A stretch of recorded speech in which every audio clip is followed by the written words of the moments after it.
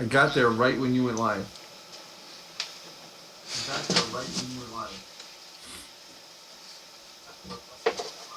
How come it's echoing 3 times? How come it's echoing 3 times? You have it playing on your speaker? You have it playing on your speaker? Yeah, I have it set up exactly like last time. Yeah, I have it set up exactly like last time. Your microphone's probably just picking up what's in the speaker. Your microphone's probably just picking up what's in the speaker. So what do I do? Well, I muted it on my end because I don't need to hear us when we're live. So I can watch it without having the volume going. We can hear you guys going. I'm gonna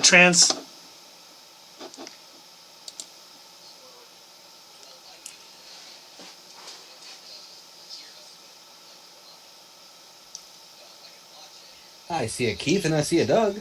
Yeah, we should see a Dave too. Oh, hey, there's Dave. I know how computers work. Here we go.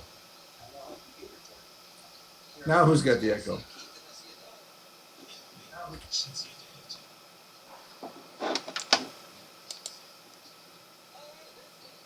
La la la. Okay, I don't know where we're getting the... What? I muted mine, just like Doug said, so I should be all set. Yep, I'm set. Okay, well that's good. I guess we can get started. I'm not sure where the chat is. Where did the chat go? This is not good. Give me 1 second. This is being silly. Okay. Well, I can't see our chat, but I tried to send a message on chat, and I have to sign up and log in. So, who's Flames? Oh, that's Gabe. Ah. Thanks for watching, Gabe. Appreciate it. All right, well, I guess we can get started. I think the first thing we were going to talk about tonight was Ryan Coogler and his involvement with Ironheart, which is, in my opinion, definitely good news. Oh, for sure. I mean, and he's doing now what's his role in Wakanda Forever? Is he the director or producer? He's the writer and director. He's doing writer and director. Yeah, I covered it in the news this week that they don't know what actually his involvement is, so it'd be interesting to see what he does.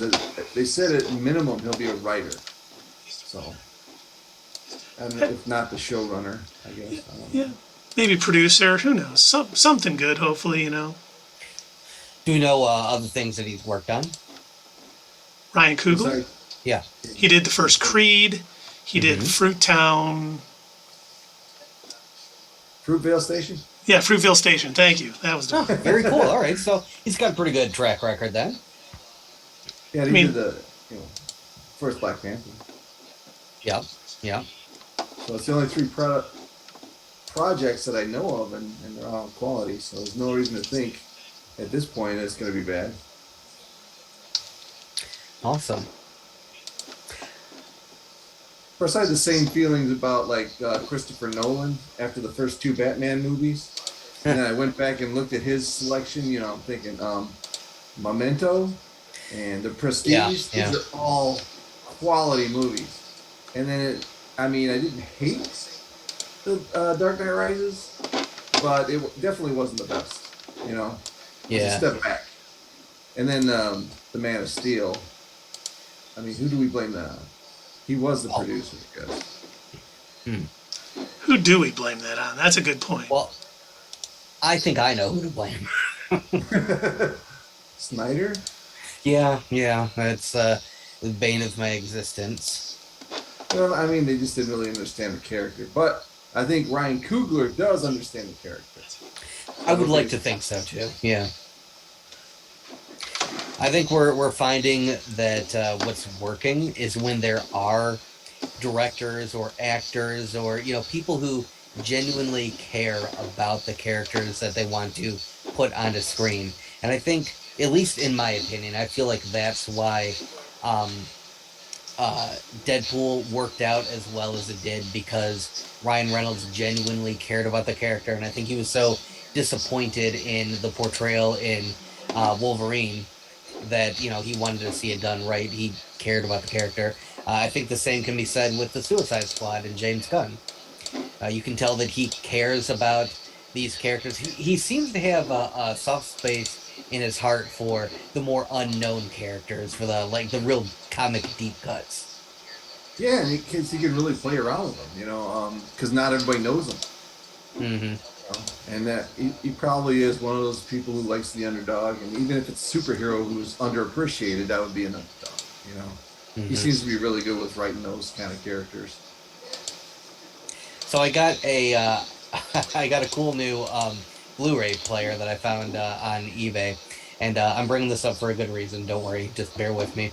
But the thing, plays Blu-rays, DVDs, VHS tapes, and everything. And I went to go test it out, and I stuck an old Blu-ray of Terminator Salvation in there, and they had prior to it, they had like an advertisement of why you should start buying Blu-ray discs, because they're the new hotness, right?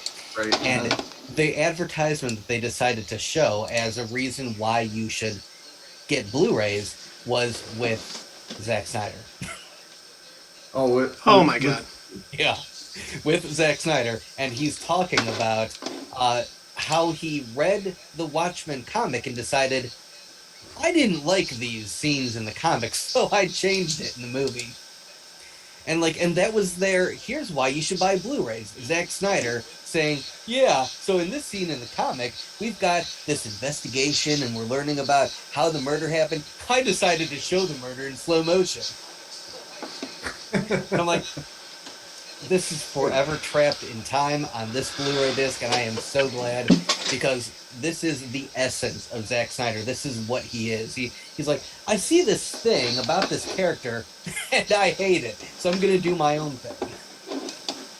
Yeah, So Superman, I noticed that he's not emo enough, and he's not murdery enough. If we could just change all of that. I mean, he's got so much power to kill people. Why doesn't he use it? Right. You have to kill somebody to know that killing someone is bad. Couldn't have been the way he was brought up. I would agree more without killing somebody. And if you're a billionaire, clearly you murder people with your tankmobile, and then brand them, and then fight Superman. You definitely have to brand them. That is the key. You got to make sure. Mm-hmm. But just be careful no one else has your mom's same name.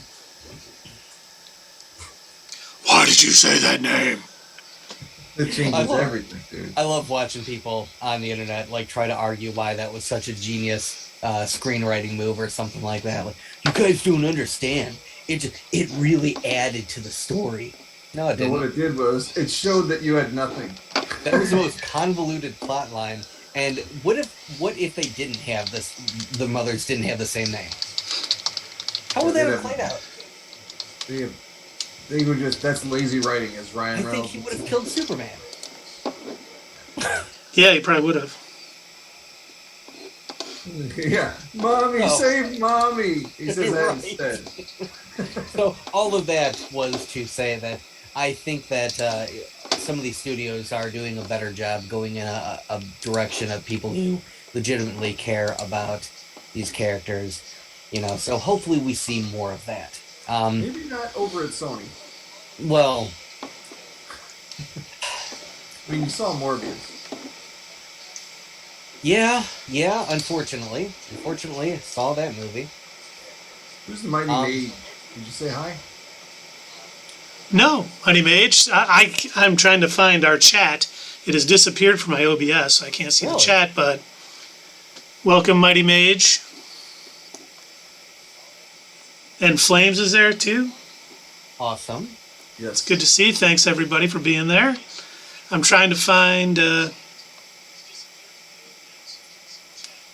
my chat. I don't know how to find it once it says disconnect. I may not have it for the rest of this one. It says disconnect your account and re-add it. I think that would stop our stream currently, so that's probably not the best idea. So we'll just keep going. If you guys could watch the chat, let me know when someone says something, or Yeah, of course. That'd be cool. Yeah, man. So, people in the chat, do you have a favorite? Think about it. Get back to us. Type in the chat. Do you have a favorite superhero or comic book movie? And if so, why is it your favorite? I'm not even in the chat. I can't get in the chat. You can't get in the chat. Oh, did you not make an account? No, not yet. Ah, okay. I hadn't thought about it all week. That was my fault. No, that's no problem. We'll get there. This is only our second one, so. Right. I'll enter in Smallville right now. Enter in Smallville. Is that going to be your screen name? Smallville Lovers? Yeah, it could be. People are going to totally misinterpret that. Yes, they are. I thought I was going to a Disney Channel. Speaking of shows that understand their character, that one. Keith, we got to get that soundbite. Yeah, we will. We'll definitely get somebody say. I don't have it yet. But yeah, we'll get it because Dave does mention, for those of you that don't know us, Dave mentions Smallville all the time. He loves it. How many times have you seen each episode now? 12. That is 12 times, 10 seasons. It's a lot of episodes. 22 episodes a season. So he is our Smallville expert here at the channel. I've watched it completely once. I've seen other episodes multiple times, but not an entire walkthrough. I don't know if Doug has actually watched it yet. The entire show? No, I haven't. No, I've watched all of season 1, and then I've watched a couple of other episodes sporadically here and there. Mostly whenever I want to reference, like whenever we're putting together a video, and I want to reference like a good portrayal of Superman, I'm usually pulling from clips from Smallville episodes, because I think that's what you're getting ready to say, Dave. Talking about understanding that character. Mm-hmm. Yeah. Yeah, that show definitely did. I mean, little trivia about that show. It didn't start off. The original idea was to create a Batman origin story on TV. Really? Yeah, but they had come up with an idea for a Batman movie. They were going to go that way, so they had to change the topic and they switched it to Superman. No kidding. Well, that's good, Dave. At least they didn't try to do the Zack Snyder and Batman up Superman because he's boring. And that was the thing too. When Dave told me to watch it, I was hesitant to watch it only because it was set in high school, and I thought it was going to be one of those CW high school dramas. And I'm like, I have no interest seeing Clark Kent in Riverdale. But I mean, they did a great job. I mean, they really, I thought, handled his parents and his relationships very well. Clark coming to terms with what he was and his powers and everything. It was really well done. That might be one of my favorite aspects of Superman, is just the fact that he wants so badly just to be a regular person, just to be a human, because that's how he grew up. He knows, I think, more about Earth and humans than he does about Kryptonians. Having been an infant when he got launched off the planet, and the fact that he has to almost pretend when he's in the Superman costume, he has to pretend like, yes, I'm the alien god-man from another planet.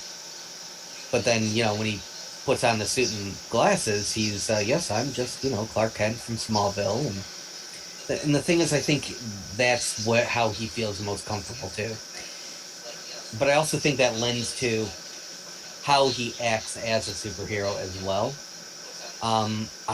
I want to say there was a Justice League animated series episode where, and this is probably one of my one of my favorite portrayals of Superman. They're fighting Darkseid and they're losing horribly because Darkseid has his whole army on Earth, and he's basically there to get revenge on Superman. Wants to beat him up. And they end up, Batman and Hulk and a bunch of the others, they clear out Metropolis. And so Superman finally says, good, now I can finally let loose. And Darkseid looks like stunned, like, what do you mean? You mean you haven't been giving it your all this whole time? And Superman says no. See, that's the thing that people like you don't understand. I hold back. And that's cool. That was so cool. Yeah, it made me think of an aspect of that show that I wanted to mention, but it totally skipped my mind as soon as you got done talking. Oh, sorry. No. It's about him holding back, because you understand, like you were saying, he just wanted to be human. That's all he wanted. He didn't want to feel out of place anymore, And with him, like with Bruce Wayne, with Batman is really him, and Bruce Wayne is the alter identity, The alter ego, as they say. Alter ego, and that's the opposite with Superman. He just wants to be Clark Kent. Yep. I think it's like a whole Spider-Man, great power, great responsibility kind of thing. Like, he's only Superman because he knows it's his responsibility to do so, because he has that power. Yeah, he knows because of his parents that, hey, I have to help people. I have the power. It's within my scope. You got to do it. Or in Zack Snyder's universe, we don't save a bus full of kids because we need to keep our powers hidden. Yeah. Because later in life, that might, you might have to do something else. You can't do more than one heroic thing in your lifetime, It's just... But getting back to the Wakanda thing, do we have any brief theory clues on that? What's going to happen? On Wakanda Forever?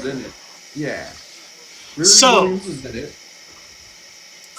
I don't have any theories yet, but I read something online that was a possible spoiler leak.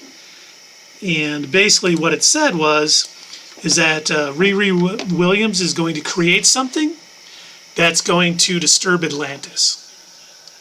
And that is why they go to war with Wakanda. Supposedly, it's about Wakanda and Atlantis warring. And it's all about some invention that Riri Williams makes. None of that has been confirmed. It was on, Reddit somewhere, and it sounds legit. I mean, makes sense, And it could be with the earthquakes that we heard about in Endgame. Maybe that's part of her invention. It was doing something and it's causing, disrupting Atlantis. So Namor gets involved against Wakanda. It should be good. It does make sense, but I think I'm still feeling the burn from WandaVision. Like, I'm still hesitant to believe anything that makes sense. Because a lot of things do make sense. Well, let's talk about that. Until they don't. We got our Doctor Strange tickets last Wednesday. Okay. Hope everybody else did. I don't know if everyone's keeping up on all the commercials that are being released, all the new footage that's coming out, but we saw Billy and Tommy in one of the things. In that one preview. Oh, that was pretty good. Yes. When they were talking about their things that are haunting them, Doctor Strange says, I see the same dream every night, and Wanda says, and I see the same nightmare, and yeah, that was pretty cool. So they are doing a callback to, and we kind of predicted this about a year ago, I guess. We were saying that's probably going to be one of the major themes that we're going to see in Multiverse of Madness, is that she's still trying to use the Darkhold to, bring her kids back, or, something like that. I almost wonder if, now that we're on this topic, I wonder if she's going to become maybe a minor villain at some point in Multiverse of Madness, where Doctor Strange is going to try and fix everything and close the multiverse, but Wanda's going to try and make it worse in order to save her children that she invented. I have a theory on that also. Oh. He's got theories, folks. I do. I like to have theories. I do think that what is going to cause Strange and Wanda to be at odds, because we've seen them in the trailer. He comes to recruit her to help. Mm-hmm. And what's going to happen? American Chavez. She has the ability to travel between multiverses. Okay. Wanda is going to want to use that power to find her kids. And I think that's where it's all going to come to head when Doctor Strange realizes that the Darkhold has a bigger hold on her than he knew. And that's when they come to odds. Maybe it's something she has to sacrifice American Chavez to save her kids, and she's going to do it. And he stops her. So the only reason I can see with them coming to odds is somehow using her in a negative way. Whether it's multiverse hopping to pull her kids out and bring them to her, which is probably a big no-no within the multiverse, because we know, as he states, it's a very dangerous thing. And we know with Kang coming and all the variants of Kang, it's going to get wacky. And he probably doesn't want to add any additional craziness to it, like bringing Billy and Tommy out of their universe into the MCU for Wanda. Look, you know what? I'll take a little bit of wackiness. I'm down with it if it's done right, like Guardians of the Galaxy. You give me a Marvel movie with just a little touch of wackiness and some dancing and songs and aliens and whatever. Hey, I'm good with that. Done right. No, right? Yeah, It's going to be up on the level with the last Spider-Man movie. I think they're both going to be like, You said you think it will be or not? It will be. Yeah, I think it's going to be just as good as the last Spider-Man movie. I don't know about this movie. I think it might be all right, Multiverse of Madness, but personally, I think Wanda's involvement is what's going to kind of make it a little iffy for me, because I don't know, she's in the MCU at least. She's been so much on the edge of things, like almost for her entire appearance in the MCU. She started off as a villain, then she was working with the Avengers, then she ended up screwing things up accidentally, and came about like with the whole Civil War thing, and then they're fighting, and then she's part of the rebels with Captain America and everything. So she's never, in her entire appearance in the MCU, she's very rarely has she had a moment where she's truly like affirmatively an Avenger and on the side of good, except for like very small bursts of time, like when she's absolutely needed. And then we get into WandaVision, where she's holding an entire town hostage so she can have her fantasy and everything. And she makes the comment in one of those previews that Doctor Strange messes with the multiverse and he's seen as a hero. She does it and she's seen as a villain. And I think that's one of my main issues going into this is right now, that's basically what she is. She is kind of a villain right now. And so it's going to be difficult for me to see her as a sort of hero again for however long she's going to be. I assume it's going to be for at least a small amount of time while Doctor Strange is trying to get her to help. I don't really know. I don't know the full plot, but I assume that's probably the direction they're going to try and go. I think she's going to get deeper and deeper into that madness in this movie. I think she's going to start out see the madness, and being like, hey, I'm going to help. Yeah, let's get this done, blah, blah, blah, and something, whether it's the dark hold on her, if it has any hold on her, kind of pushing her down that path. But we're going to see her go full villain in this movie. Somebody did a breakdown of one of the earlier trailers. I don't remember who it was, and they had pointed out that the scene where Doctor Strange approaches her, where she's got like this whole apple orchard or whatever, apparently you see it later on in the preview, and it's all like burnt up trees and everything. And this is again her using her magic to re-image things the way that she wants to see them. And I mean, think about it. I mean, she claims Doctor Strange messed with the multiverse and he's a hero. He was trying to help somebody and things got out of hand. She took an entire town hostage. Yes. Those are two totally separate things. Totally separate things, yes. We'll never know what she sacrificed for us. She sacrificed something that she created that she shouldn't have. Oh my god, I hated that line on the show. I'm like, no, you can't side with her, girl. Like, please, just don't. I always thought she said it just because she didn't want to like get her mad. Like she said it like, oh yeah, you gave up a lot, absolutely. She was like, thank God she's past me. Like, I don't want her going full Scarlet Witch on me. That does make a little bit more sense. I like that, Keith. She was kicking Thanos' ass. Yeah. I don't want to mess with her. That might be a good reason why. She's like, oh, she did almost beat Thanos. She did enslave an entire town. I'm gonna pretend like I'm her friend. She did bring the Vision back together. She did a make lot. everybody think that that Mr. Fantastic was going to show up, and then he didn't. Mephisto.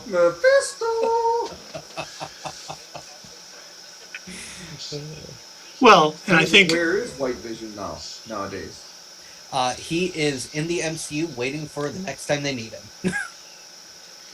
he's hiding in a little town in New Jersey with his brother, Simon Williams, Wonder Man, and he's going to be coming out sooner than later. Along with the Grim Reaper and all the other teases we got in WandaVision. Right. But now here's a question. While we're speaking of Mephisto, Okay. in the one trailer, we see a demon-looking thing with Wong and Scarlet Witch in this one scene. I wish I had the picture. I'll have to find it. We can show. Or whatever? Is it Chthon? Do we Chthon, think? that's what it is. Yes, that's Chthon. I mean, it seems like it. I know MCU likes to throw curveballs at us, but the fact that they're using the Darkhold, he created the Darkhold. I mean, did they show him like as a tease? Like no one's going to believe it's Chthon after the whole Mephisto business. But everyone, as soon as that came out, it was like, okay, we saw Chthon, but it could be a greater demon of some kind, or it could be who knows what. But or it could be the dragon from The Hobbit. You know, Benedict Cumberbatch did voice that dragon. Smaug. Smog. well, he also did the voice for Dormammu, so Oh. Yeah, he did. But that didn't look like Dormammu. It did look No, like no, the no. dragon. it didn't look like the dragon. It did too. No? No, he looked like a giant face. No, in the preview.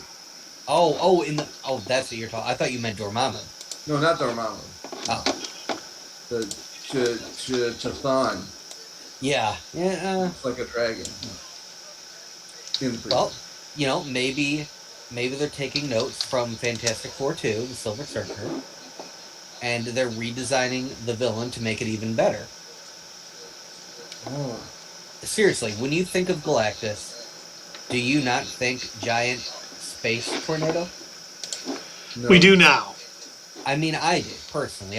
That's how I always imagined him. You know, whenever I would see him in the comics, I'd say, you know, he's got a full body and a purple horn helmet thing, but really, I think in his soul, he's a space tornado.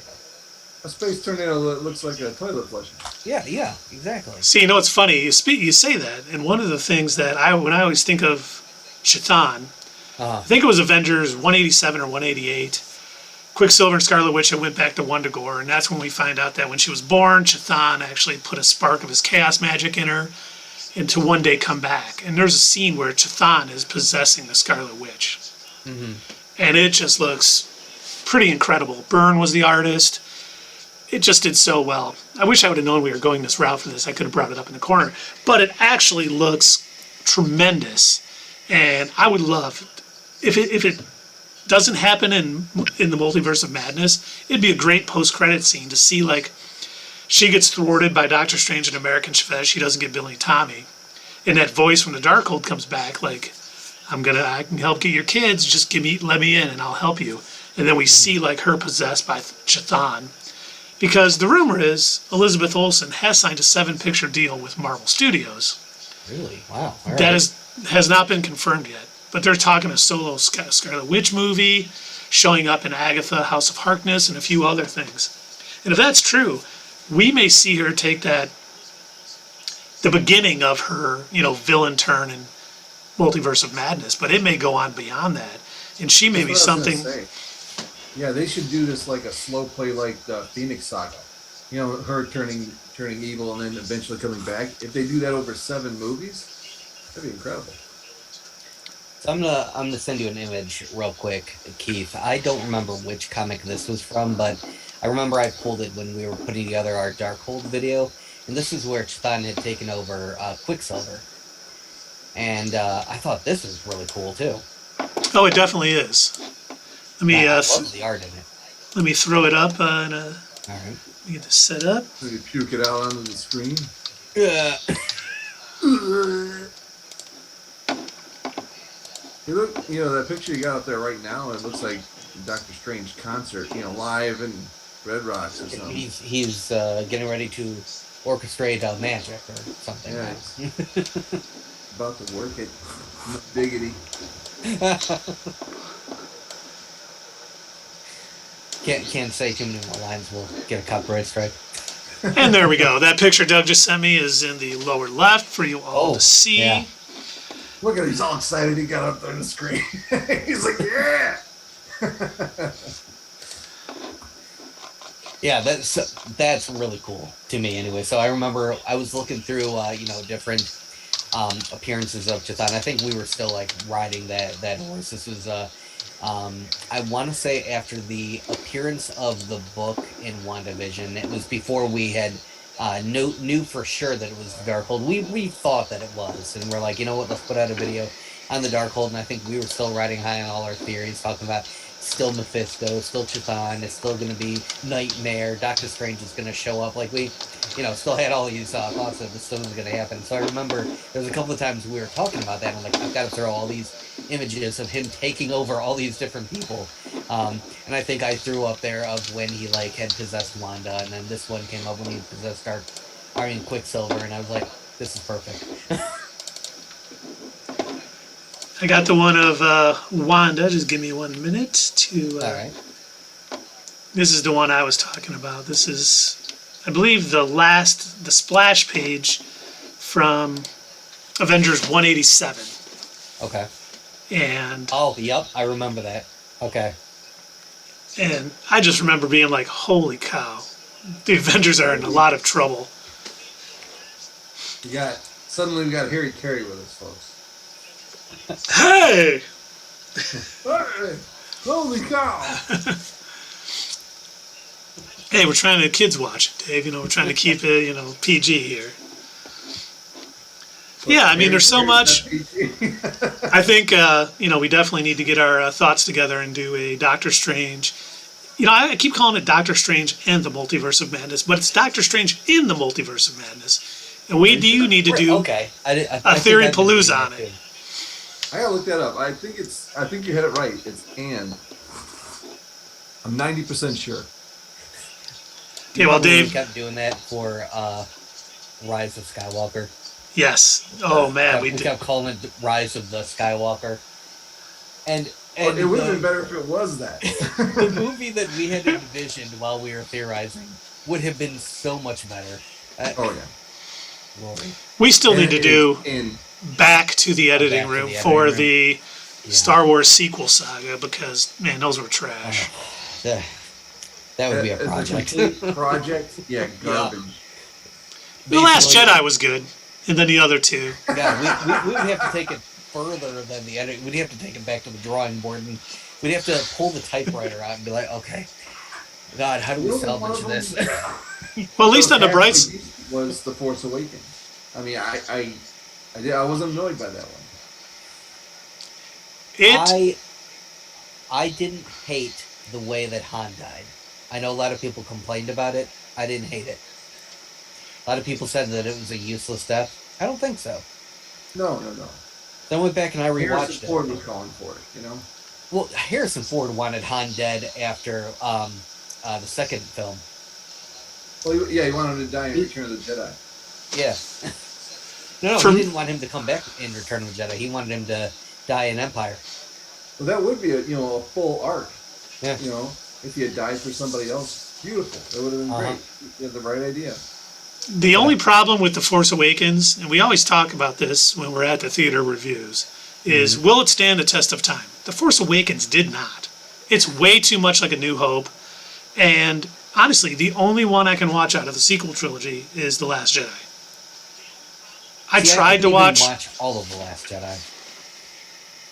Because I think that The Last Jedi could have been done. Parts of The Last Jedi are okay. I think they dropped the ball with, with Poe too, but definitely with Stormtrooper. Oh my God. Finn, thank you. I think we referenced this back when we were talking about in the Mandalorian season 2. We were talking about how like Mayfield had a better redemption than Finn did as a stormtrooper. I'm not a stormtrooper. I'm from Space Boston. But like, I think they could have handled Finn a lot better, and I felt like he did kind of drop the ball a bit with him because that should have been in the second movie of the new sequels or in the new trilogy. I think that would have been the good opportunity to finally start. Okay, he's gone through his fish out of water moment. He's chased after Ray. Now he needs to start becoming his own man. Right now he needs to start figuring out something other than Ray. Ray, where's Ray? Has anyone seen Ray? Yeah, they did Finn dirty. They did not do him any justice. It's the quality of writing between Favreau and his team, and whatever crap they had up on going for the movies. And I wonder if like when they're sitting in the writing room and they're trying to come up with episodes of The Mandalorian, and they know that all of this takes place in between the original trilogy and the Disney sequels. I wonder if they're sitting there thinking like, okay, shit, how do we square that the Emperor somehow came back? Because the only thing that that J.J. Abrams gave us was dark magic only the Sith knew, or dark science only the Sith knew, or something like that. It's like, didn't expand on it any further. And so like the fact that they came up with those the cloning experiments and the tanks and everything, I think that is exactly what you're saying, Dave. I think that's a testament to like good writing. Like they're taking what they've got and they're like, we're going to figure something out. We are going to work with this. It's what we have to deal with. These are the cards that we dealt.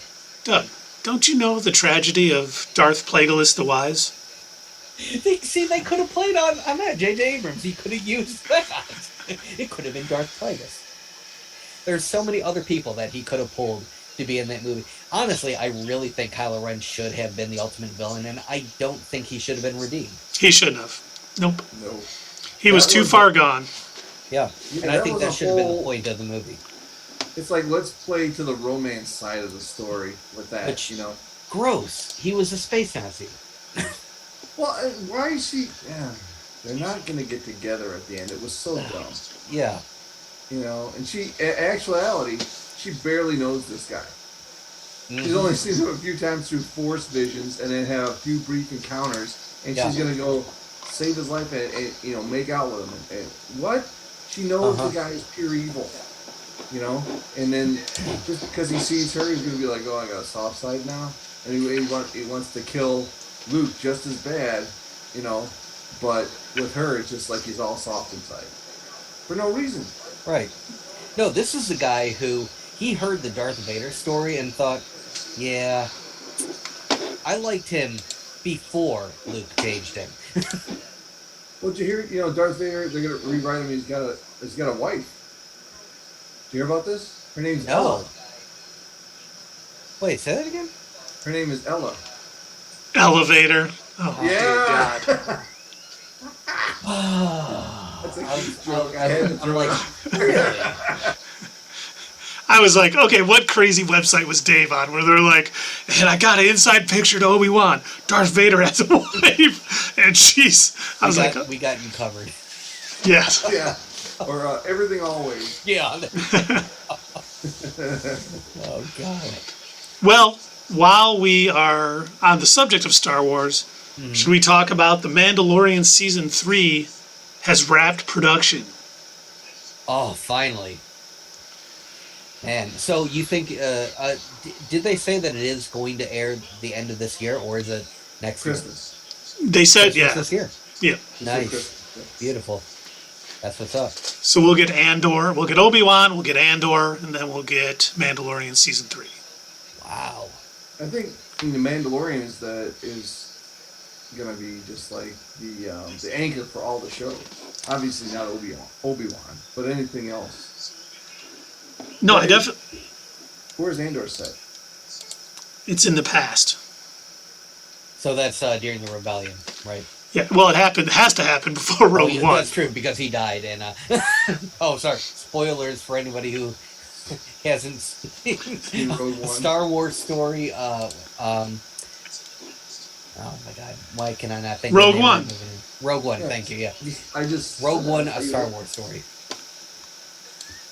Which was a great movie. It was funny. I don't know if you guys saw this. Rogue One was trending the other day, and James Gunn Yeah, tweeted James that Gunn was talking about it. the most underrated Star Wars project, which I agree.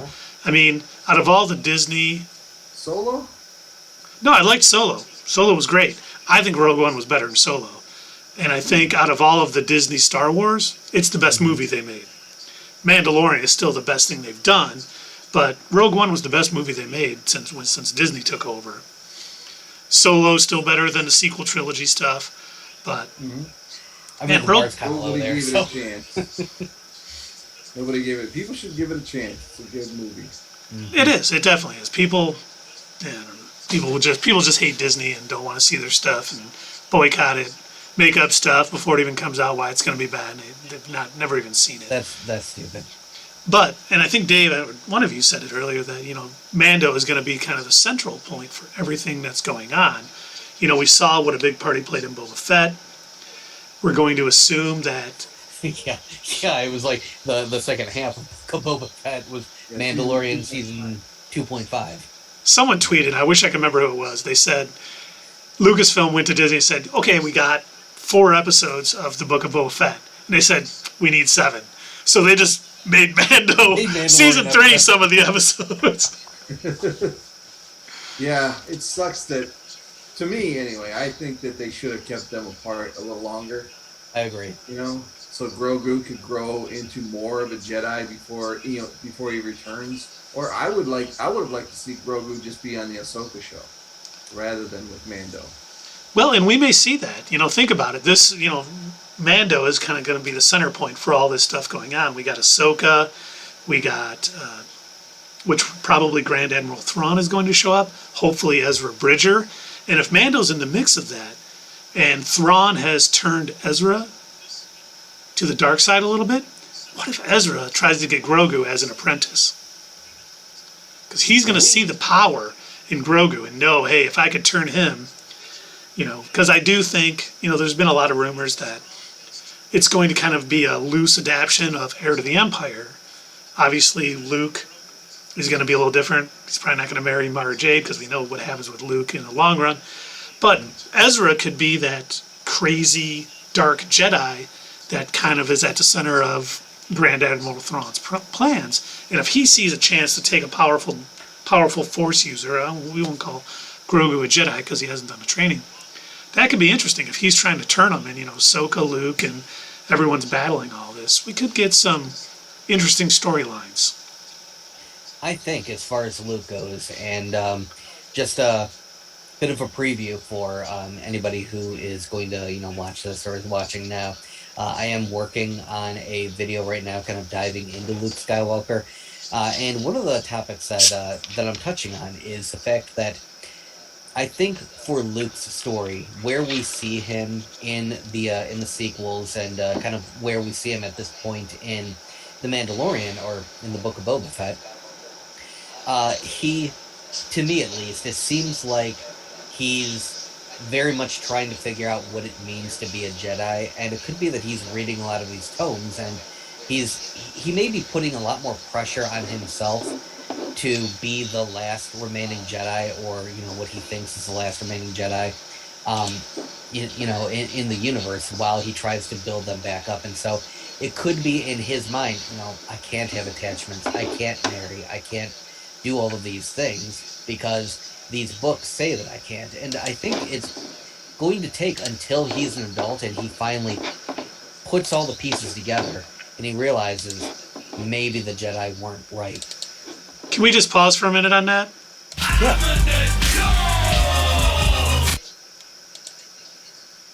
You'll see what I did in a sec when it catches up to you. Okay. I saw Adam Sandberg. Yeah, I did the I'm an adult clip because he's Oh, the Andy Samberg? yeah. What I wanted to say about Luke was, I I noticed something. Maybe it's been discussed before, but it was a new thought to me. Like when he says in Return of the Jedi, when he says, I'm a Jedi master, just like my father before me. Oh, his father wasn't though. His father wasn't, and neither is he, because there's no council to make him a master. Mm-hmm. It's a appointed position. So I mean, he said Jedi Knight. He said a Jedi Knight like my father. I don't think he said Jedi Master. I'm pretty sure he said master. Are you gonna pull it up? No, I'm throwing other stuff up. But I thought he said. Then my comment means nothing. But I could have sworn he said master. Because we all. But hey, you know what? We'll have to go back and watch Empire. So. Shucks. That a was Return of the Jedi. Yeah. Oh, maybe he did say. Because the Emperor could look at him and say, "Hey, you don't know your father at all. He was never a master."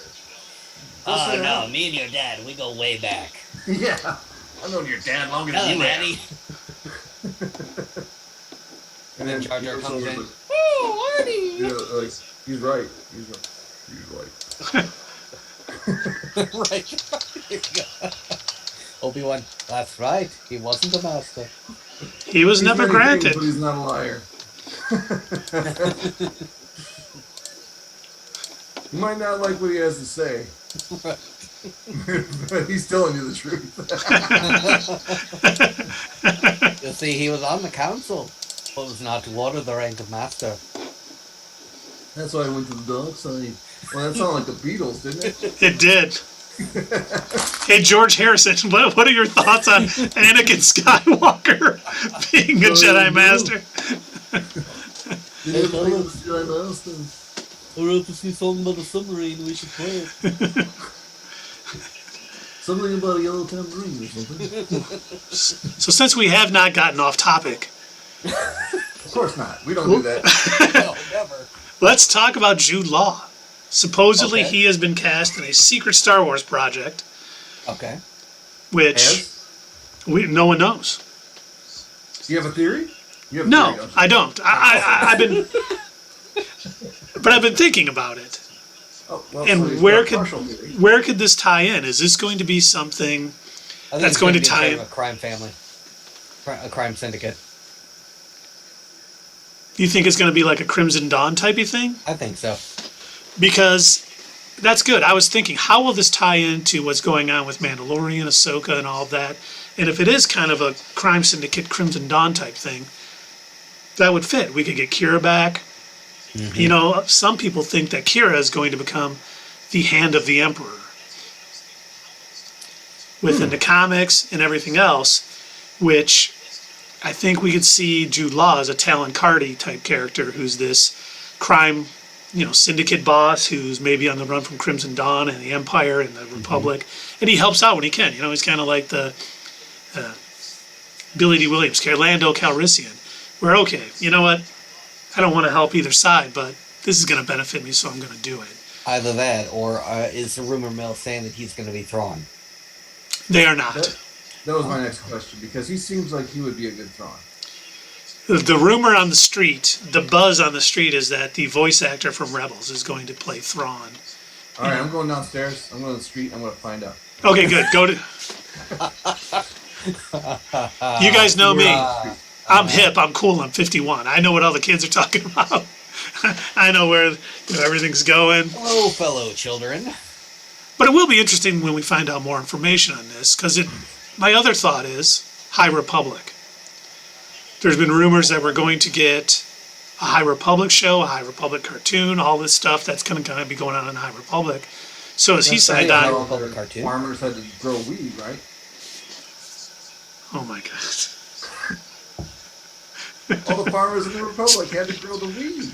Dave, get out. Oh, here we go again.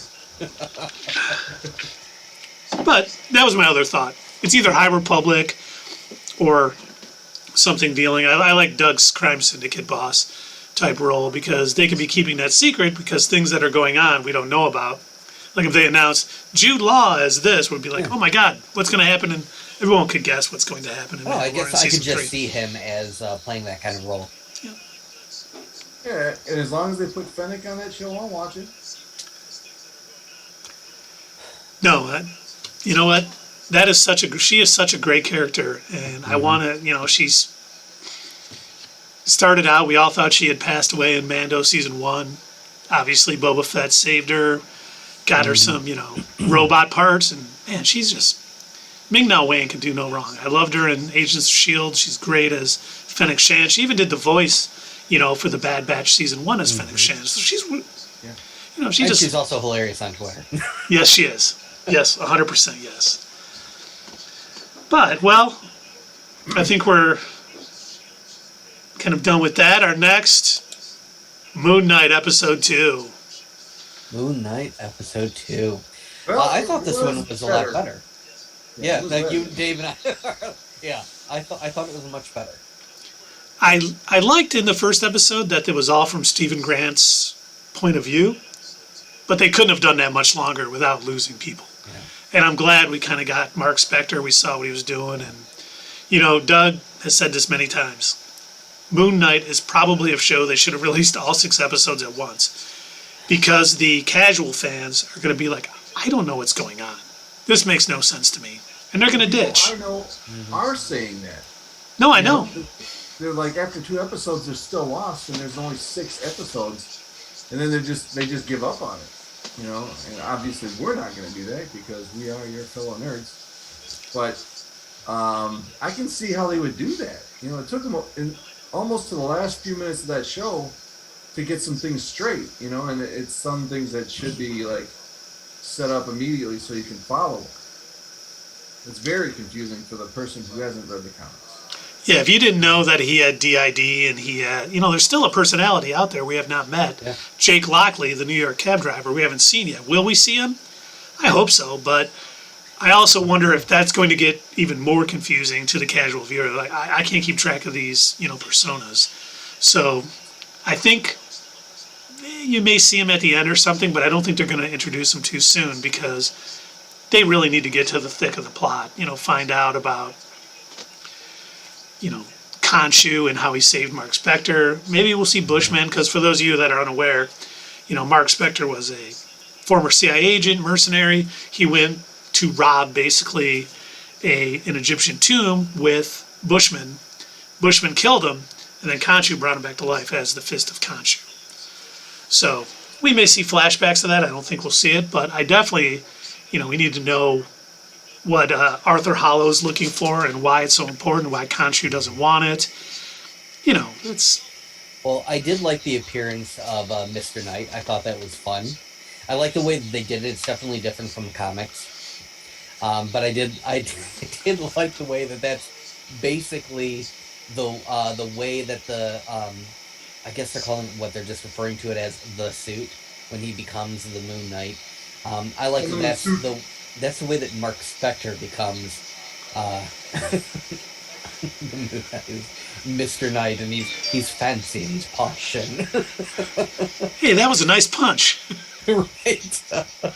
I did like the Fight Club moment where no one could see the jackal, and he's like, "Yep, he's being tossed around like, what the hell's going on?" He throws him against the bus. Yeah, I will say that I definitely liked this episode a lot more. It seemed like things were kind of clicking into place a little bit more.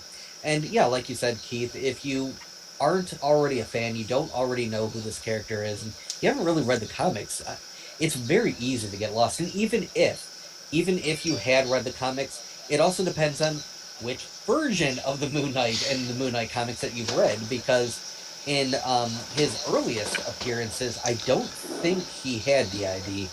And also, I know for a fact he didn't have superpowers either. He did not. That is correct. He was just basically, a mercenary. He was, yeah. His superpower was being rich.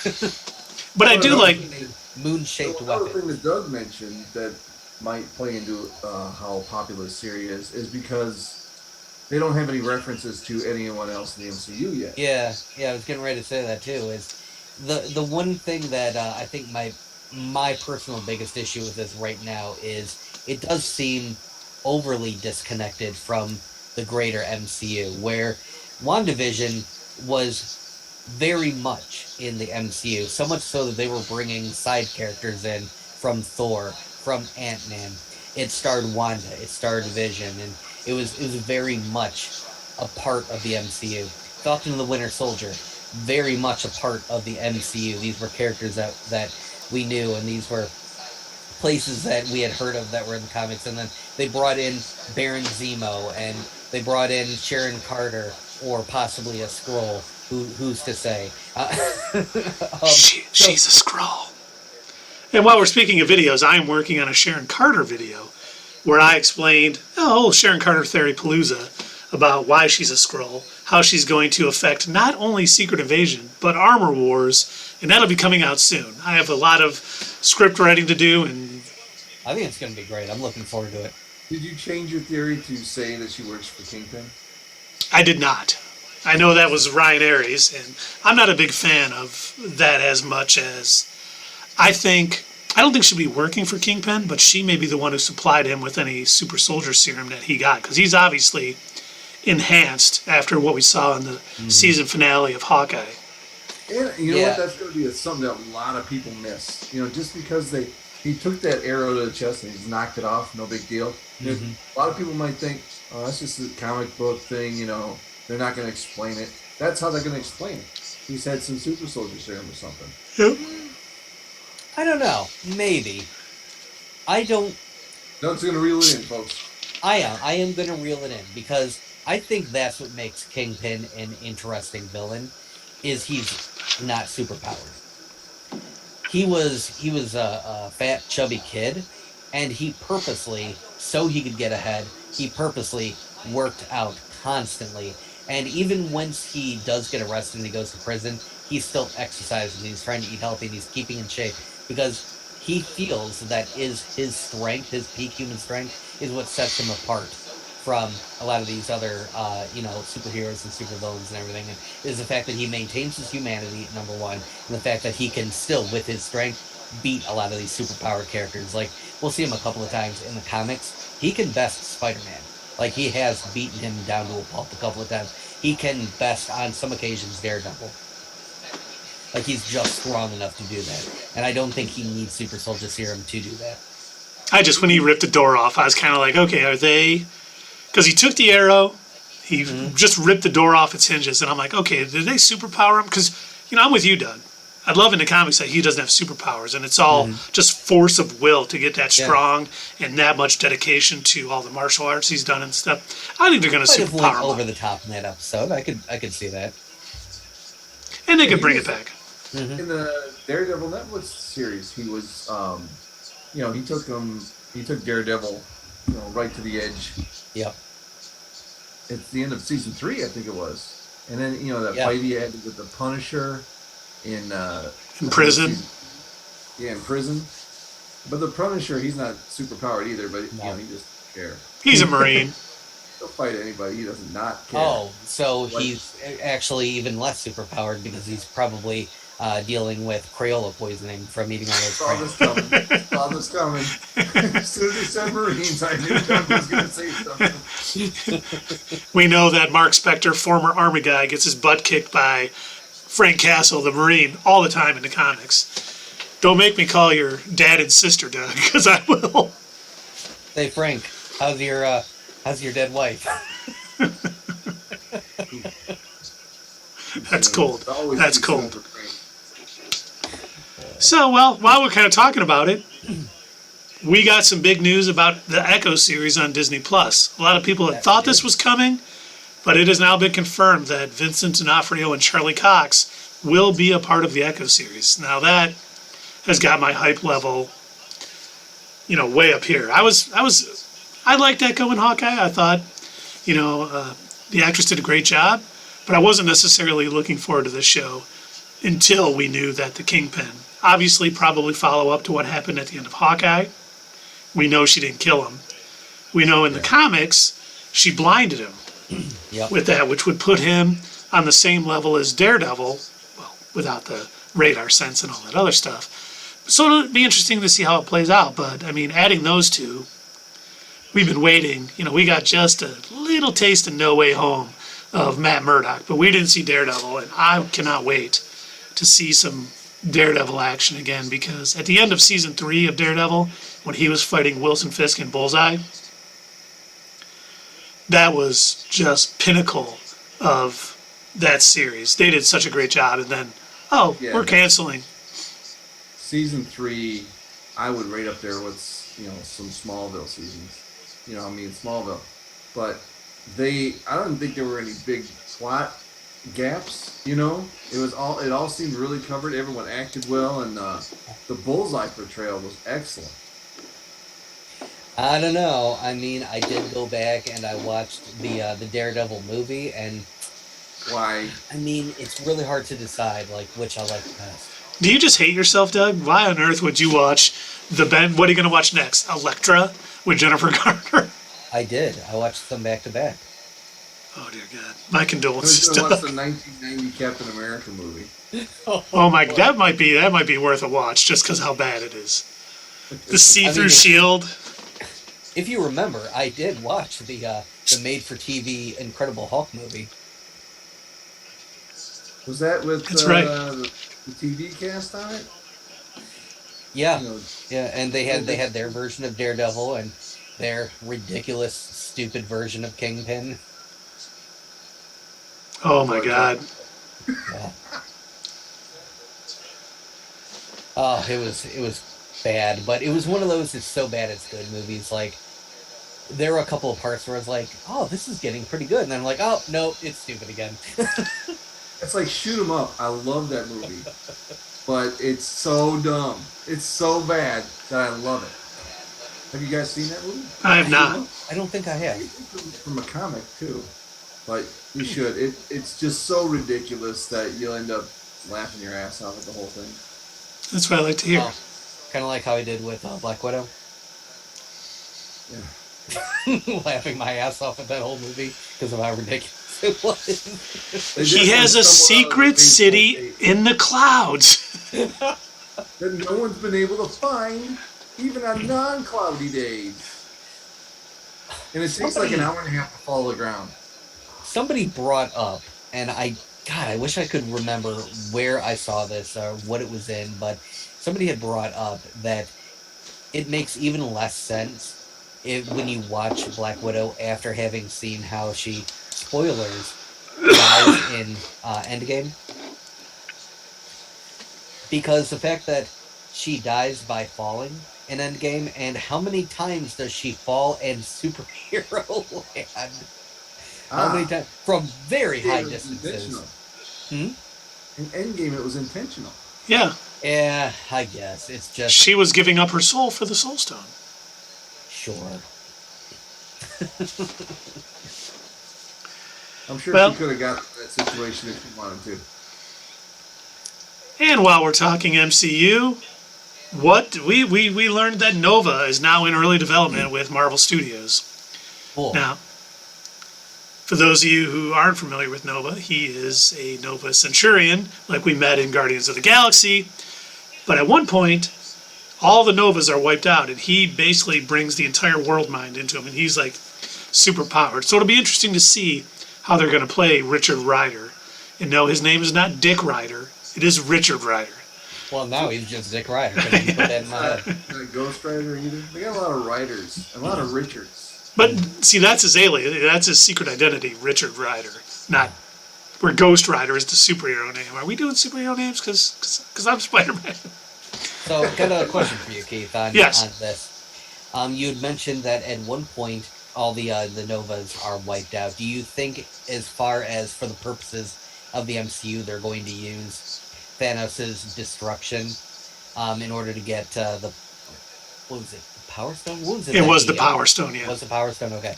Do you think they're going to use Thanos' destruction as their means to make him the last of the Nova Corps? I think so. And I think it would be great because one of the things I think we all wanted to see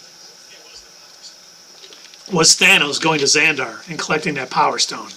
I mean, all they did was talk about it. Yeah. That he had it once he, attacked the Asgardian ship. So that'd be make great. Some really cool flashbacks, like some PTSD flashbacks. Yeah, think about it. Flashback and him witnessing some of it. We got like the Chitauri invasion at the beginning of Hawkeye. We got the blip. in Hawkeye. You know, they're going back. We got the blip in WandaVision when, you know, Monica Rambeau came back. So we could. I think that'd be a great way to start. If it's, they haven't decided, I don't know if they've decided yet, but we haven't heard if it's going to be a Disney Plus series or it's going to be a movie. I did say I had that off, and I thought it was. You did, and it is the Avengers ringtone, which is yes. awesome. Which is funny because today Infinity War was on TV, and it was right at the part where Steve Rogers shows up to help Wanda and Vision, and I'm like, Sully, just shh, quiet, let's watch this, wait. And they start playing that music, and I'm just like, gets me every time. So yeah, that's next time I promise to check that my phone's off. Have either of you watched that animated series, The Venture Brothers? I've seen bits of it on Adult Swim. There was an episode where, so the whole point of The Venture Brothers is it's kind of like a parody of shows like Johnny Quest and stuff like that. And there's this one supervillain that's constantly sending his goons to go attack a super scientist. And there's this one episode where we get to see the point of view of one of these goons. Like any other time, they're bullet fodder. They're constantly being killed. But in this one episode, we see it through his eyes as he's like, it's his first day on the job. He's running. He doesn't really know which direction to go into. He's trying to figure out how to operate his gun. And then we see the bodyguard of the scientist, and he's looming over him. And then we see snap, and then he flops to the ground. And so then we watch him die, but then we also watch him get brought back to life, and he now has to deal with the PTSD of having been in what he is like basically a war zone, and then being brought back to life and having to live with all these memories of fighting and dying. And it was a really cool, like, for a goofy comedy cartoon, it was a really cool scene, and it was something that, I don't think enough of these sort of comic booky or, sci-fi movies, they don't ever do that. You never see the point of view of, like, your Chitauri soldier or something. So you're saying it would be kind of neat. That'd be kind of interesting, like if Richard Rider Yes, is on Xandar. Like yes. He's on Xandar when Thanos attacks. Everyone else is wiped out. From his point of view. Yes, See, that would be a great. Normally, whenever we see these big battles, we always see kind of this big widescreen sort of thing, like we're the third person, we're looking down at everything that's going on. I think it would be interesting to see from somebody on the ground, see it through their eyes, and be like, oh my god, this giant purple alien is like literally destroying this whole planet, and oh my god, what do? I've gotta defend. There's no way we're all gonna die. I've got to get off world or something. And I'm gonna call this big purple guy Galactus. No, Galactus is a cloud. Well, if it was cloudy that day, that wouldn't have happened. I just can't wait till we see Galactus in the MCU, quite honestly. It could be in the Nova series. Because I do think, we theorized on one of our things, we need to see Galactus. I think I theorized it'd be in Secret Invasion, where the reason these Skrulls are coming to Earth to take over, or secret invade, is because Galactus ate the world they were on. Yeah. Because we need to see Galactus in his full power. Because when he shows up at Earth, we know he's not going to devour the Earth. He's going to be stopped. So we need to see him actually go into town, so we just know how powerful, of a character he is. If we see Galactus come back, are we going to see a return of the Eternals? Possibly. He's not a deviant, so I don't think they would get involved. Did somebody But say if he's threatening to eat the planet? Well, remember, too, I don't remember which run it was, but Galactus was targeting planets that had Eternals in them, or that had Celestials in them, because it fed him more, so that he could definitely be coming to Earth.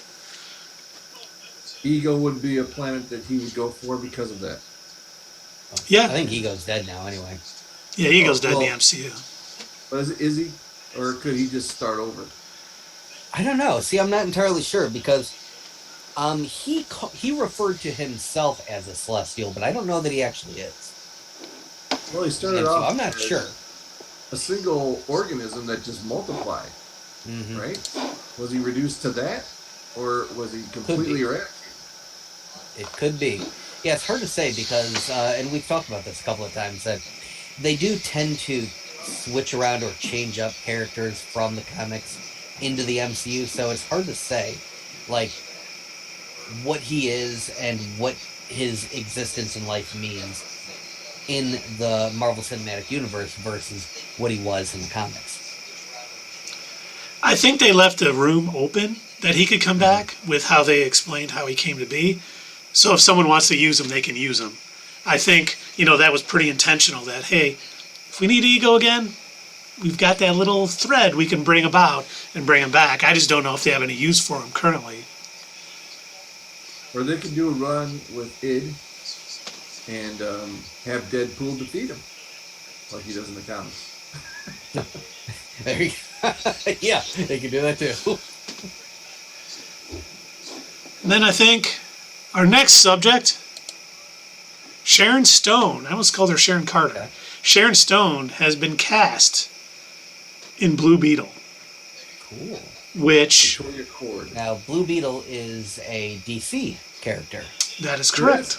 So, how are they going to screw this one up? You can only imagine. The one thing that, the name David said, what was it? What was her name? Victoria Cord. Victoria Cord. Cord is the name of the original Blue Beetle without the scarab.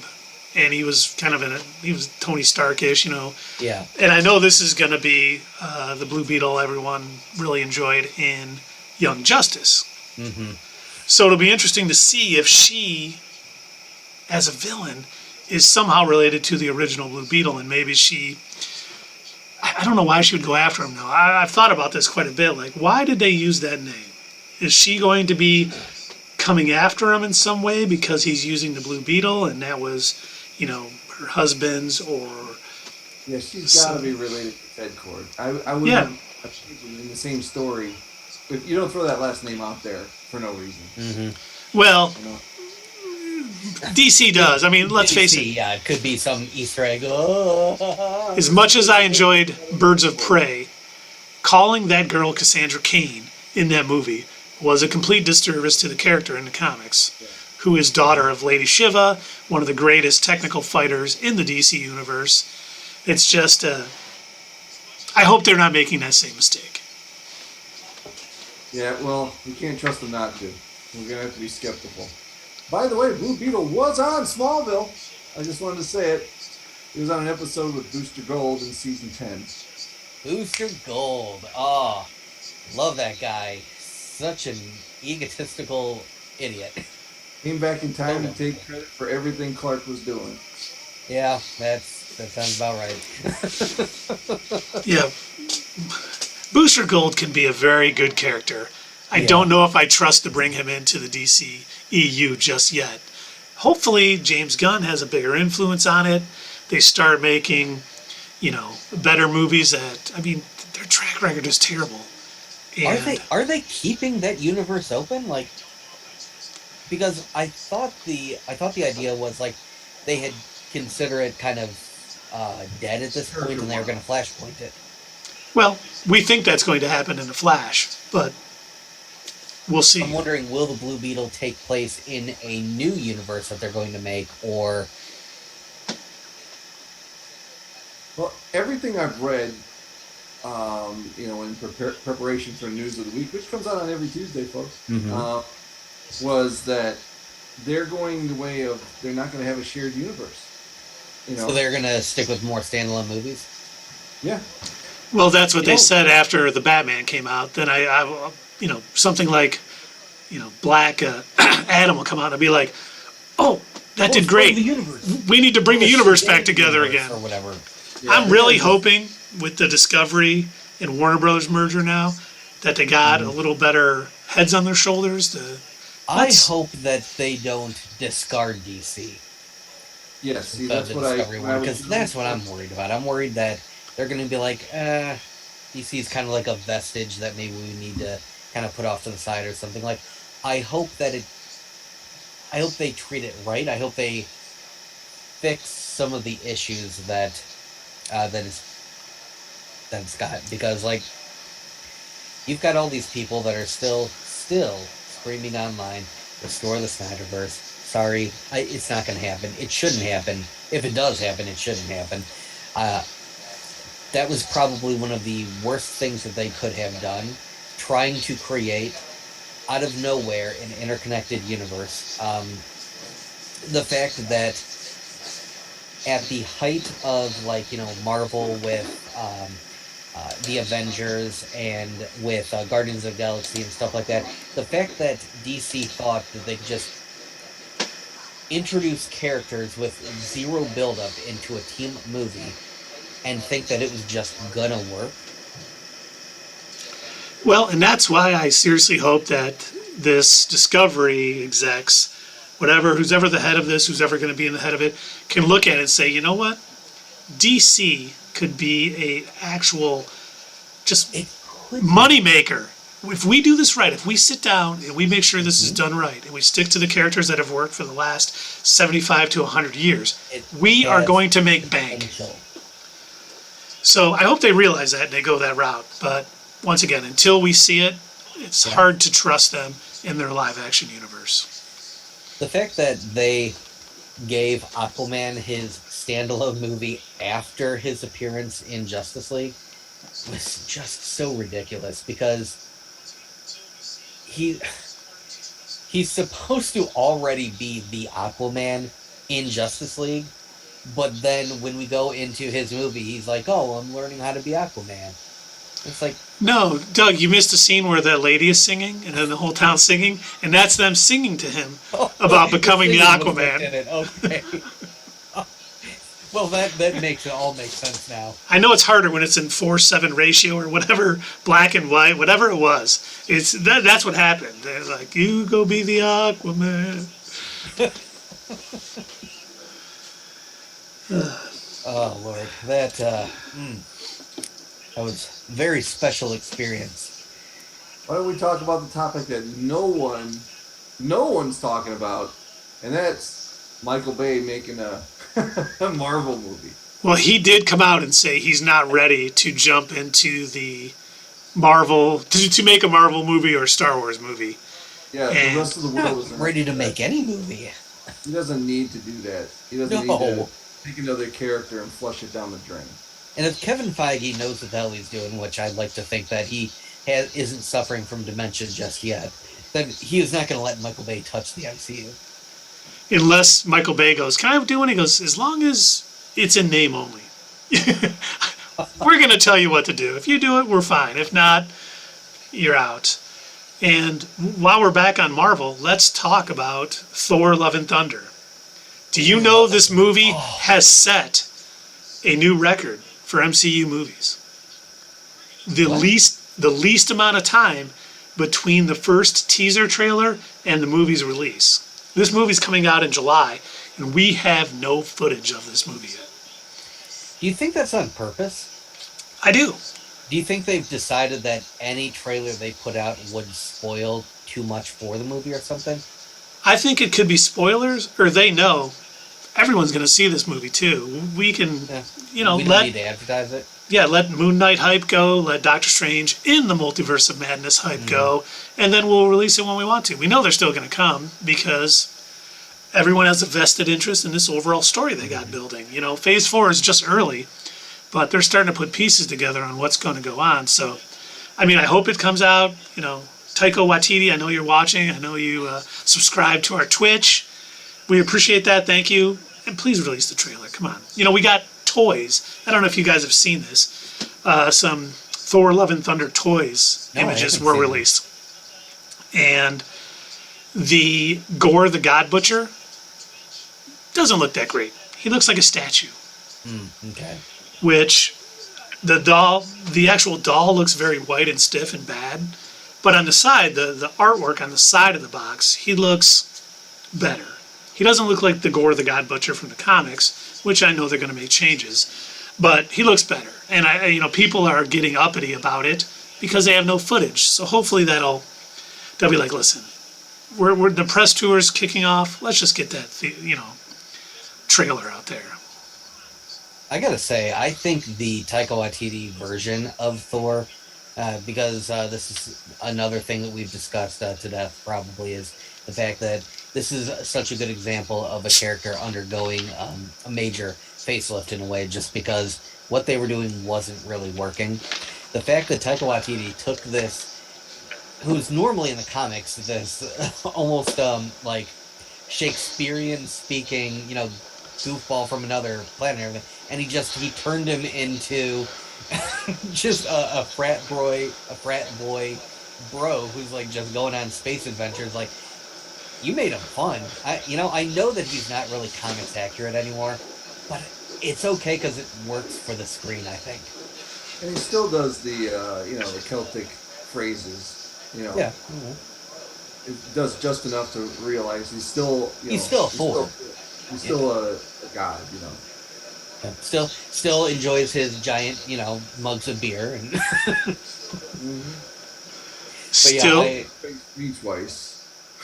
I love the fact that he they kept that version in like all throughout Endgame and everything like that.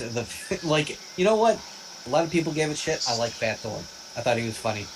I thought, people were upset, but it made sense. I mean, that was the first time he really failed in his life. And he went into kind of a depression. And, that stemmed from over drinking and overeating. And I thought it was well done. And I'm sure, we've seen pictures of Chris Hemsworth for Love and Thunder, and he's definitely back in shape. So, and the best news is we get the Guardians in this movie, too. Yes. As Guardians of the Galaxy. Yeah. So I'm sure we're going to see Peter Quill get a little uppity about this, angel pirate. I just hope they got it right. I don't know who the writer is for this movie off the top of my head, but I just hope they have a writer that knows how to write, many characters. Well, James Gunn. Taika Waititi wrote the screenplay for this. He's directing it. Nice. And I'm sure, James Gunn put in for Infinity War and Endgame for the Guardians. And hopefully he did it for this too, because I think James Gunn does the best job of writing each character from the Guardians. But I think Taika Waititi can still do it well. I just think James Gunn is that, pinnacle of Guardians right now. Oh yeah, I mean, people who didn't even know who Peacemaker was, when Peacemaker came out. Yeah. Love that show. Also, I mean? that's another character where the current iteration of Peacemaker isn't exactly comics accurate, but that's okay because it works.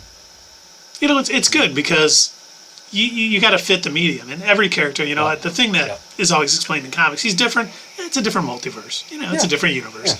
He can be a little different, and it's fine as long as the character's overall, the character doesn't change overall. It's not a big thing. Like you go from, someone who saw their parents murdered, so you make sure you never murder anybody, to, someone who just flat out murders everybody he sees if he's, judge, jury, and executioner. We got back to Zack Snyder. You're talking about Frank Castle, right? Is that who you're talking about? Yes. Okay, all right. How many people out there are really sitting back and going, man, that Peacemaker is not really accurate with the comics? Nobody. I doubt anybody because who's really read that many Peacemaker comics other than James Gunn? Yeah, James Gunn, that's it. I've read comics with Peacemaker in them. I don't think I've ever read. I have never read standalone. Well, I take that back. I read one standalone Peacemaker comic back before he was part of the DC universe. Did not help at all in understanding the character. It's a lot like Morbius. I've never read a Morbius solo comic. Well, you know what? Fun fact: the director of Morbius never didn't either. Fun fact: #1 movie in the world. No, it is not. Sonic 2 is now the #1 movie in the world. Thank God. It is hilarious that they paid money, and they paid an animator, and they paid editors and everything to put together advertisements for Instagram and for Twitter, saying that Morbius was the #1 movie in the world, and it wasn't. At that point that they had put out that little ad, the Batman was still #1, and Morbius, I think, was like #6. So, what the fuck, guys? Okay, here's the question of the night. Who do you trust more, the WB or Sony? Oh, jeez. Oh, wow. That is a low bar, dude. Oh, God. Jesus, I'd say that's Sony. a poll right there that Sony. we got to put up. Who do you trust more? because the WB, from what we've heard, interfered so much in the original Suicide Squad movie. Release the air cut. Uh, Honestly, I would love to see the air cut. yeah. Um, it's really hard to say, but I've seen enough instances where the WB has actually allowed a few of their directors just kind of like the fact that they even allowed Zack Snyder to do his 4:3 ratio sepia toned masterpiece.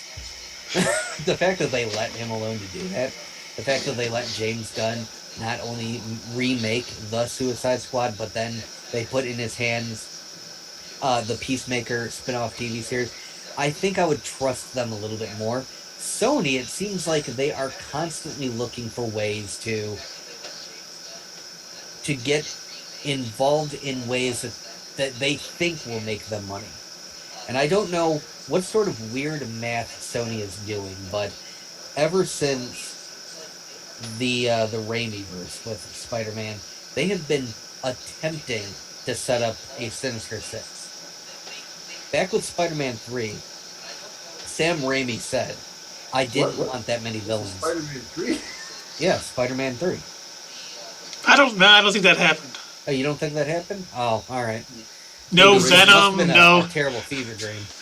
And no one from the 70s show or Wings was in it. No. But there were never supposed to be that many villains in it.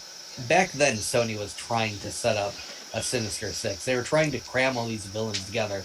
And you see what happened. And then they attempted to do it again in The Amazing Spider-Man 2.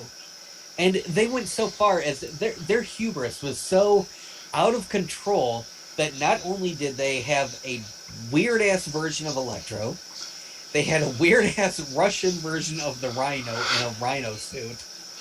They had Harry Osborn, who had, up until that point, never been introduced, and we didn't even realize there was going to be a Harry Osborn in this movie series, jumping on screen. Hey, Peter, you remember how we're best friends? I sure do, Harry. We sure are best friends. By the way, you want to see my secret basement full of Sinister Six? They've been trying to do this for so long. If they didn't kill the villain in every movie, they would have been fine, like how Batman never kills the Joker, so he can come back, He's killing the villains, and you can't really put together, like, a backstory for everybody and make it entertaining, trying to throw them all into one movie, out of nowhere. See, I look at it, well, we did get into the Spider-Verse with Sony. And it seems like at least their message is always on point. We want the Sinister Six. We want to make this movie. And they're not, WB flip-flops back and forth. It's like, oh, hey, the Suicide Squad was great. Everyone loved it. So let's have this shared universe. Oh, the Batman was its own thing. Everything is standalone now. It's like they can't make up their mind and they switch every 5 minutes. So there's never going to be, I think Sony could get their act together and start producing good movies in their own little, Marvel universe. I trust them to do it more than I trust the WB. That would require somebody at Sony to give a shit, though. And I think that's their main problem is I don't think it's like they've got a lot of good characters and they've got a lot of the fact that they own the rights to Venom and they still haven't, it's like they don't even know what they really have. They don't fully comprehend what they have and what they can do with it. The fact that the only way that they've managed to get a good Spider-Man movie is either A, animate it, or B, let Marvel make it for them. Yeah. With the Venom and Morbius, they're just, let's see how many periphery characters we can make without actually having Spider-Man. And what even were those previews? All the trailers? If you go back to 2019 when we first did because I watched it, I don't know why. I went back and I watched our old video of us breaking down, and it almost seemed like we were somewhat excited for this movie back then. Well, if it hadn't been pushed back 3 years, Yeah. we probably would have been a lot more excited about it. But you want to know the reason why we were excited? Because Sony made us think that this was going to be in the MCU with the latest version of Peter Parker, because the preview made you think that. Yeah. They had the painting on the wall of Spider-Man and said murderer, so obviously that's a reference to Far From Home. Far From Home. And then at the very end they had excuse me, they had what's his name, Adrian Toomes. And so I don't know what happened between that version of the movie and then what we saw in the theaters. I would love to find out whether that was that all really just a trick to get people to watch the movie, or was their original intent to have Morbius in the MCU, and then Disney Marvel was like, no, you are not doing that. That could be. That's a good idea. I didn't think of that. Yeah, they may have been like... Which was it? Like, they were planning on it being in the MCU. Yeah. And then Kevin Feige saw it and was like, no, you get that shit out. Morbius and Blade would be great to have in the same movie. But that's not going to happen. Well, Doctor Strange and Morbius would be good, fighting vampires with... In a different world where there was a good Morbius movie, yeah. But, that's the other thing. I don't think a standalone Morbius movie was needed. I don't think it was necessary. No, it wasn't. It didn't push the story forward. It didn't help get us to a Sinister Six. It didn't really do anything. Well, I mean, as far as Sony's concerned, it probably is. Well, it's the #1 movie in the world. They're probably... That's right. They're probably hiring actors for Sinister Six right now.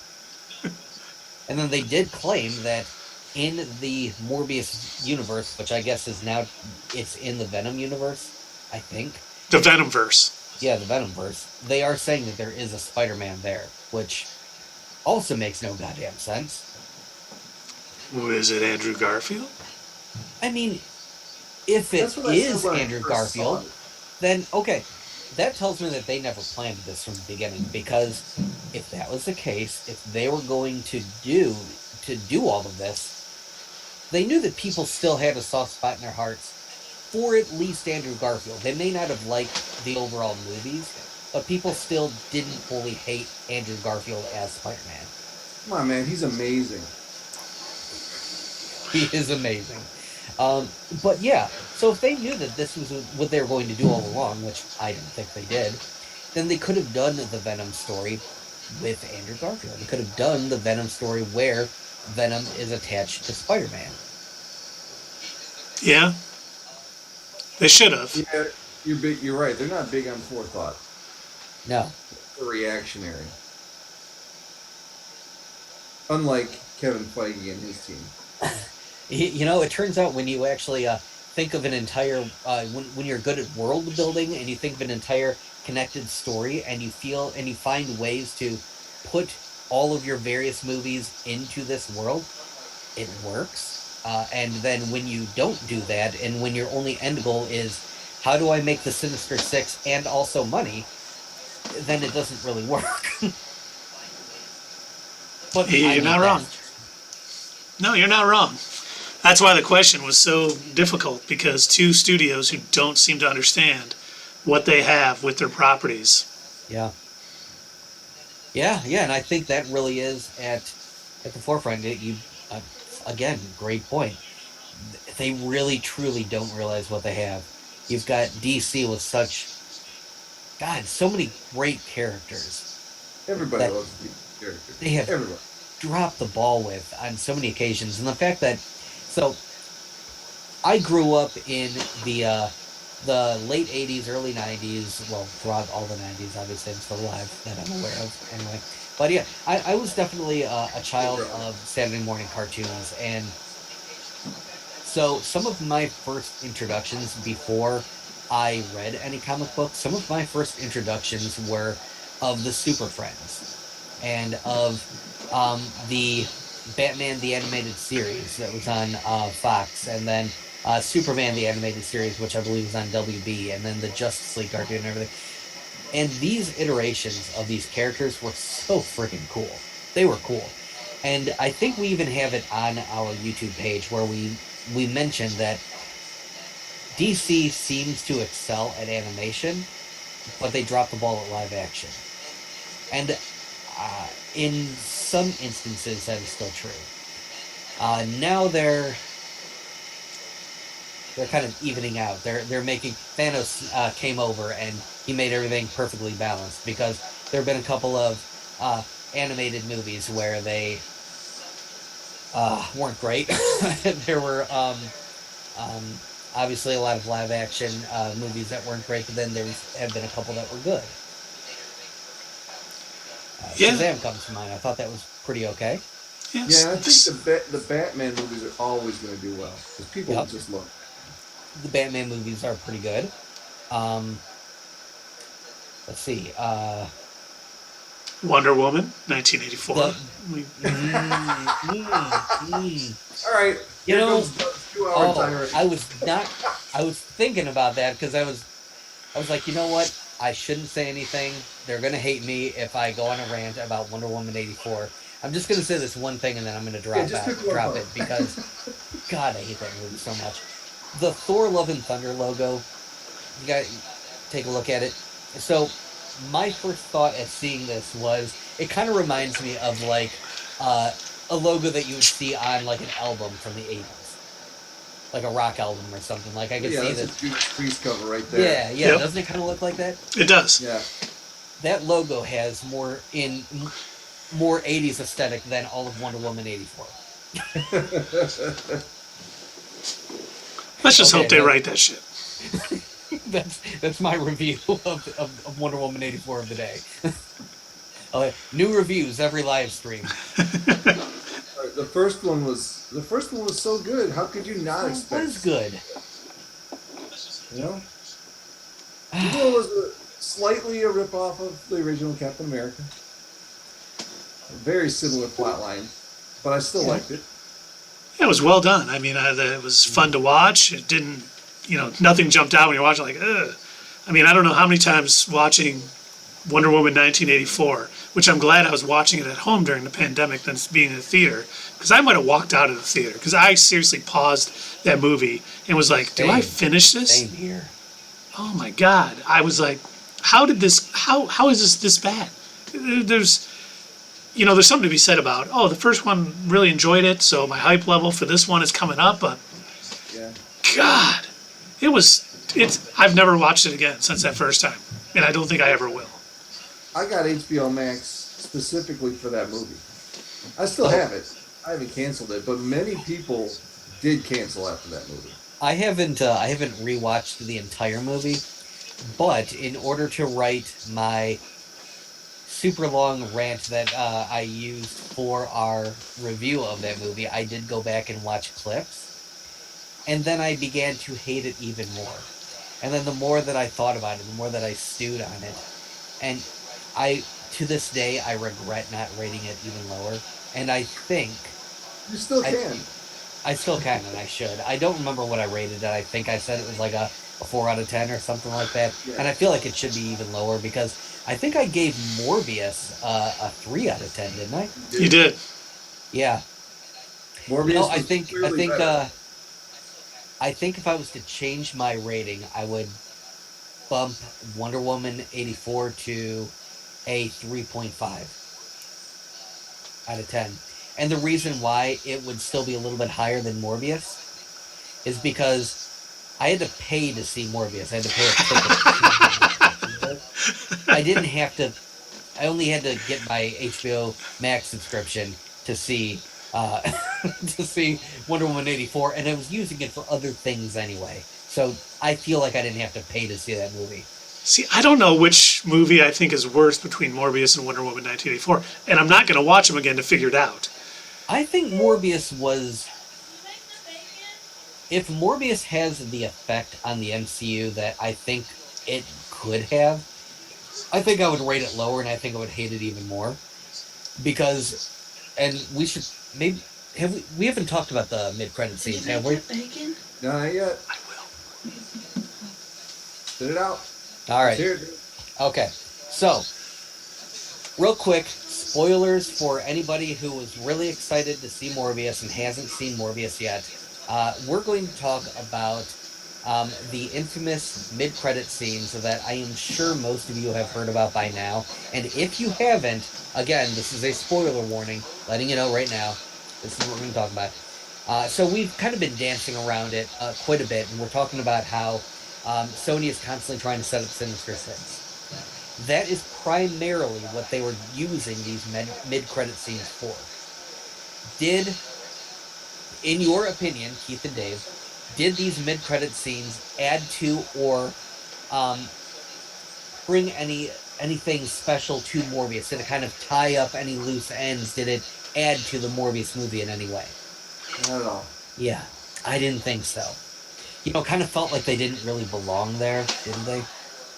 It's like I said when we left the theater, when we did our review. Why? Yeah, why? It make no sense.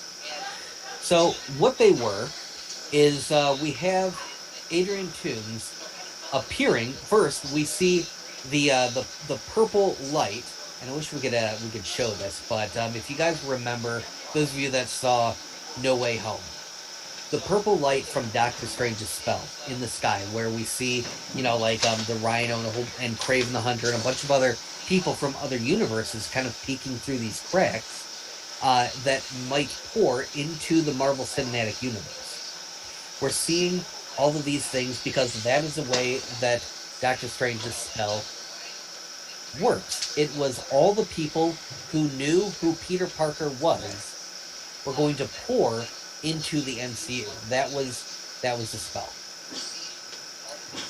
What Sony did was they said, well, actually, we're going to make the purple thing appear in our sky in the Venomverse, and actually what it means is that anybody from any universe can jump universes and then stay there. Even though it completely contradicts their own character Venom zapping back from the MCU into his own universe. But maybe it was a different Doctor Strange from another universe did a different spell where it forced people who knew who Peter Parker was in the original universe to go into another universe where there was a different... Sony right now? No, I'm not. I was just trying to be as irrational as them. I tried... You're trying to rationalize their mess. I tried to be Sony. I was trying to... What were they thinking? Trying to figure out what they were thinking. Money, money, money, money. Sinister Six. That's what they were thinking. So we have Adrian Toomes appeering in Morbius's old prison cell in the Venomverse. That's where he pops in, and For no reason whatsoever. for no reason whatsoever, except for the fact that Sony wanted him to be there, so that way they could have a person put together their Sinister Six. Because and we're going to see that in a minute. And don't forget, Adrian Toomes was a guy who knew Peter Parker was Spider-Man. He did. Didn't tell the Vulture, so he didn't hate Spider-Man at this point. He was like, he saved me. Right. Yeah. He saved me. He did these things. You know, I have no ill will from him. To he's in a new universe and let's help me kill Spider-Man. It's like Now the only thing that I can think of, Right. and I'm going to defend this one thing from this movie, and you can correct me if I'm wrong, but I think the only reason why he would have that character shift is, and this is a stretch, if Doctor Strange's second spell, which makes everybody forget who Peter Parker is, if that somehow still took effect in this alternate universe with him, I guess. And I'm really so right. He forgets Peter Parker saved him. But he still hates Spider-Man because Spider-Man is the one who stopped it. But he's not the one who created all that tech that he's using. No, he did not. He is not the person who created the tech. He flew with the tech. And all of that tech was made from Chitauri gear. And where did the Chitauri invade? The MCU. The MCU. Because even their own Andrew Garfield Spider-Man he even says, I haven't dealt with any aliens. Yep. So that tells me that there have been no Chitauri invasions or alien invasions of any kind, at least, But he's other an than, alien. I suppose, Venom, if they're in the same universe. There have not been there. So, how did he, after getting let out of prison, how did he have the time to find the technology and put that technology together to remake his vulture suit? Because that didn't pop over with him. Nope, sure didn't. We saw him pop over. Yeah, I honestly think we've spent too much time even discussing the Morbius post-credit scenes than it deserves. Because way more than it deserves. It made no sense. It didn't belong. And the repercussions that, unfortunately, that this could have on the MCU, unless Kevin Feige finds a way to Thanos snap that out of existence, because it makes no sense. He didn't even have to acknowledge it. It's a Sony-verse. yeah, but the casual fan sees it as part of the MCU. Yeah. And, I think the thing that is going to hurt the most... Well, that's not his fault. I think the thing that's going to hurt the most is he was one of the first times that we finally saw a Spider-Man villain other than Sandman. It was one of the first times that we saw a Spider-Man villain live at the end. He stayed alive, and so that meant that he could always come back in another one of our Homecoming, Far From Home, No Way Home movies. There was always a chance that we get, but now he can't, because now he's in another universe. Yeah. Well, he's going to be in The Flash, too, so, it's all right. As Batman. Oh, that's right, it's Batman. It's Batman, that's right. I forgot about that. Oh. I'm looking forward to that. I think he'll do a great job. He did a great job back in the 80s. He'll be great. Yeah, he's going to be in Batgirl, too, so that'll be interesting. But yeah. I think that's all we have for you guys tonight. So add us at Twitter, leave a comment, go to our YouTube channel, subscribe, follow us here, do all those things, and we will see you next week. Or maybe we'll do a surprise stream if the Thor Love and Thunder trailer drops this week. So be on the lookout for that. All right. Thanks, everybody.